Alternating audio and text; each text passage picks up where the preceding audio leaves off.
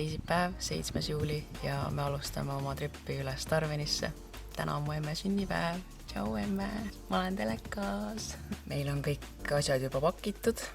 Õnneks suutsime suht palju oma aastaga kogunenud elust siia Kiiasse pakkida.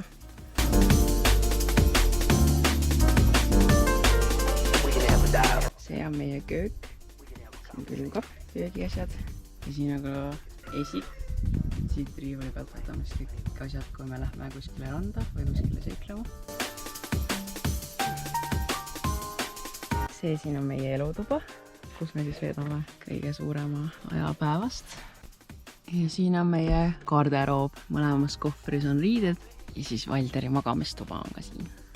Algselt me pidime juba 2 nädalat tagasi Eestisse jõudma, aga koroona tõttu tühistati kõik meie lennud ja Austraalias on vähemalt kuni 2021. aastani travel ban, ehk siis kui me tuleks Eestisse, siis me enam tagasi ei saaks siia tulla ja siis 2 aasta viisa oleks raisus. Ja siis me plaanimegi kuni 2 aasta viisa lõpuni siin veel ringi trippida.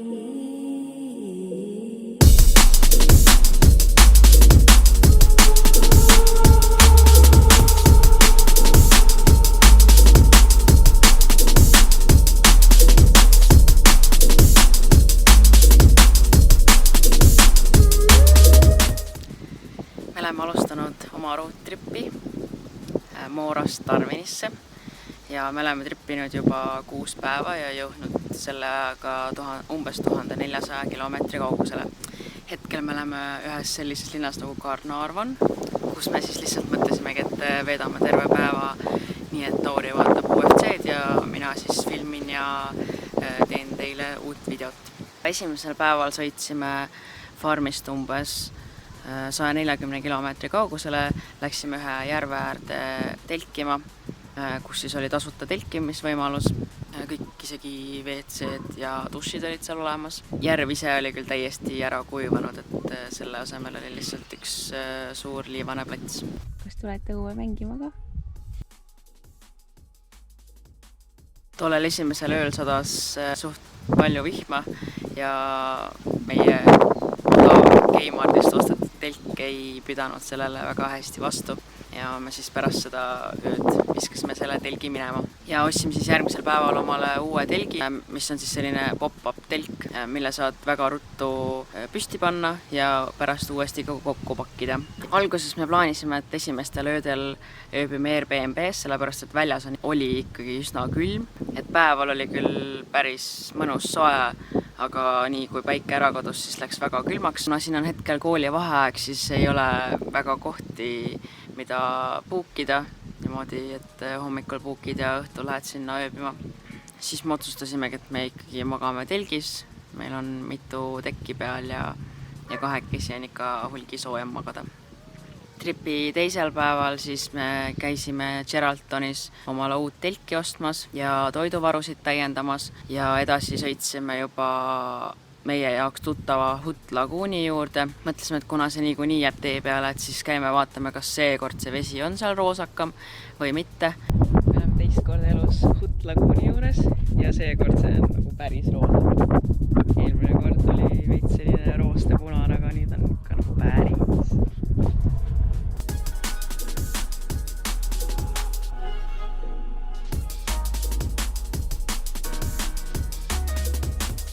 Ja vett oli hästi palju.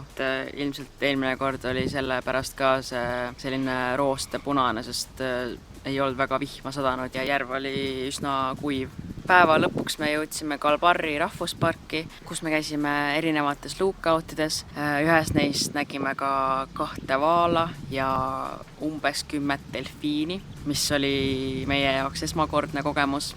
Ööseks läksime siis Park4Nighti äpist leitud kohta, mis oli kuskil suurest teest eemal niimoodi, et pidime mööda liivast teed kuskil põõsaste ja puude vahel sõitma ja siis lõpuks leidsime ühe hea liivase kohakese puude all. 3. tripipäeva jätkasime ka Kalbarri rahvuspargis, käisime Nature Windowsi vaatama ja tegime seal erinevaid Instagrami pilte. Ja siis õhtuks sõitsime ühte karavaniparki, kus siis pidime telkimisplatsi eest maksma, aga see oli väärt seda sellepärast, et seal sai pesema minna. Sõime esimest korda ka känguruliha, täpsemalt kängurulihast burgerit. See känguruliha on selline hästi sitke ja pigem nagu magusa maitsega. Kuigi mulle meeldib süüa soolast ja magusat koos, siis see variant mulle nagu väga ei meeldinud. Tripi 4. päeval käisime siis François Peron rahvuspargis. Terve rahvuspark on põhimõtteliselt nii, et sinna on ligipääs ainult 4VD autodele ja alguses me natukene pelgasime seda, sest me ei olnud kordagi nagu sellisel õigel 4VD trackil sõitnud ja me ei olnud nagu päris kindlad, kas meie auto saab sellega hakkama.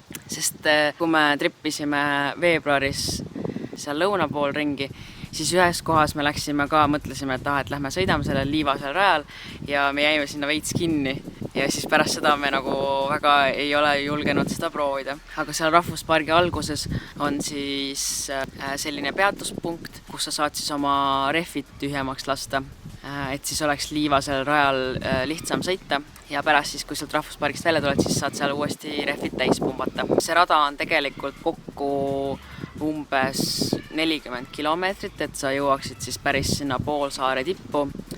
Aga kõigepealt me siis plaanisime sõita umbes 10 kilomeetrit, et jõuda oma telkimiskohta ja kui meil siis lõpuks sinna telkimiskohta jõudsime, siis mõtlesime küll, et okei, see 10 kilomeetrit läks juba väga aeglaselt ja natuke hirmus oli ka, et päris 40 kilomeetri kaugusele vist ei viitsi sõita. Kui me siis lõpuks sinna telkimiskohta jõudsime, siis meie üllatuseks olid seal siis sellised telkimiskohakesed, põhimõtteliselt nagu selline metallist plats oli siis mõeldud selle jaoks, et sa saaksid telgi sinna peale panna.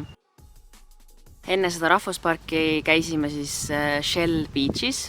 See on siis selline rand, kus liiva asemel on väikesed karbikesed.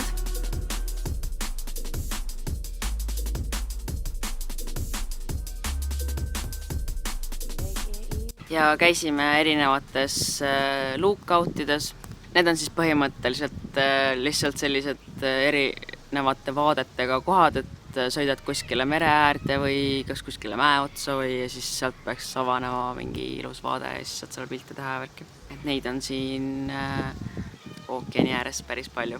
Tauri käskis mul ennast parandada, et me ei ole mere ääres, vaid me oleme ookeani ääres. Täpsemalt siis me oleme India ookeani ääres. Kuna enamus rahvusparkides siin on lemmikloomad keelatud, siis Wilder kahjuks pidi terve selle aja autos tiksuma, aga ma ütleks, et talle täitsa meeldib lihtsalt autos ka olla, et vahel ta terve päeva ei tahagi autost välja tulla, et ta ainult magab ja siis õhtul tahab rihma otsas kuskil ringi luusida. Et siis me oleme tema peale ka mõelnud ja otsinudki selliseid kohti, kus tema autost välja laskmise eest me ei saaks trahvi.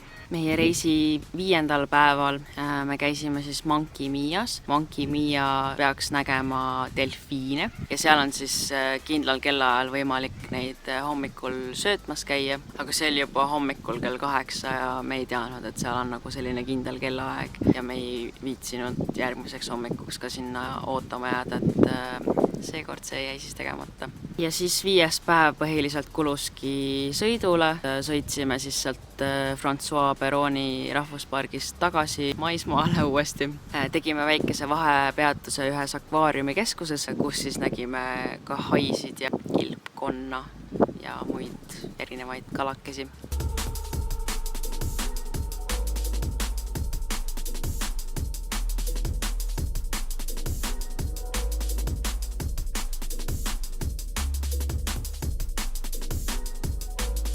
ja siis ööseks jõudsime ühte siis sellisesse puhkealasse, mis on täitsa suure maantee kõrval, kus siis kõik nii rekkade juhid kui ka karavanidega ja ka näiteks meie telgiga võime seal siis ööbida ühe öö. Siin kandis wildlife on ikka hoopis teistsugune ja palju tihedam. Selles mõttes, et näiteks kui me sõidame, siis ka päisepäeva ja lihtsalt lambist emu jookseb üle tee. Nägime ka ühte sipelgasiili. Tee ääres on hästi palju surnud kängurusid. Nägime ka ühte surnud wildcatti ja üldiselt sellises kanapimeduses või täiesti pimeduses me ei taha sõita, sellepärast et siis liigub rohkem loomi. Nüüd siin üleval pool on ka niimoodi, et terve tee äär on täis selliseid kodukitsi, aga üldiselt nemad tiksuvadki lihtsalt kuskil tee ääres. Nad on juba harjunud autodega ja nad ei söösta sulle tee peale ette ja lammastega samamoodi. Nendeks puhkudeks, kui keegi peakski tee peale jooksma või kuskil tee ääres olema, siis meil on kogu aeg kaamera ja GoPro valmis, et saame filmida selliseid lahedaid klippe. Siiani oleme siis üritanud süüa teha ise ja väga vähe külastada mingisuguseid söögikohti. Meil on jälle kaasas siis nagu gaasiballoon ja gasmate, mis on siis pliidiraud põhimõtteliselt, mis siis selle ballooni peale käib ja oleme siis teinud munaputru, praemuna, keedumuna, võikusid, tegime ka riisi ja kanapalle. Akusid laeme siis jälle ainult sõidu ajal ja seekord on meil kaasas siis selline, ma ei tea jälle täpselt terminit, mis asi see nagu on.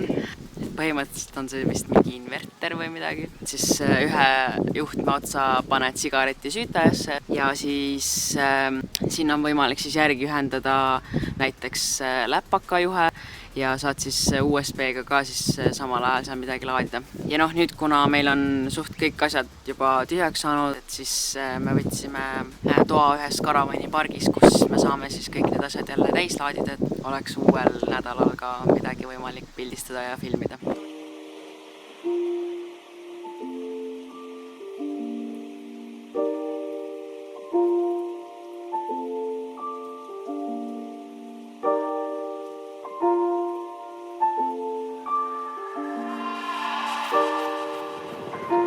But love is passion, obsession, something you can't live without. I say, fall head over heels, find someone you can love like crazy and who will love you the same way back. How do you find them? Well, forget your head and listen to your heart.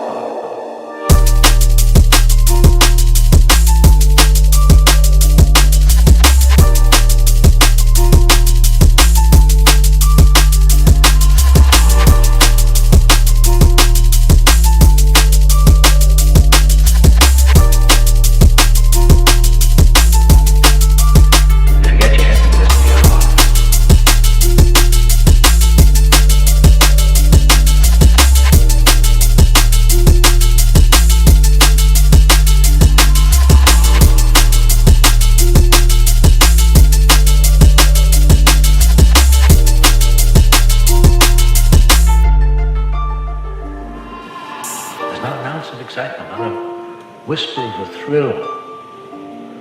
This relationship is all the passion of a pair of titmice. I want you to get swept away.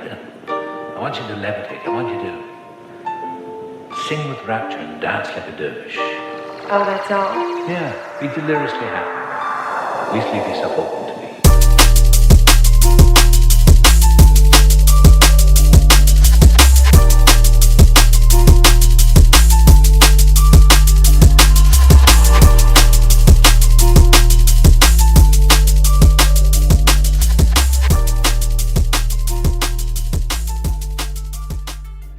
See oli siis kokkuvõtte meie esimesest reisinädalast. Ma loodan, et sulle meeldis see video ja sa tuled vaatama ka minu järgmise videosid selle roadtripi kohta. Järgmise videoni.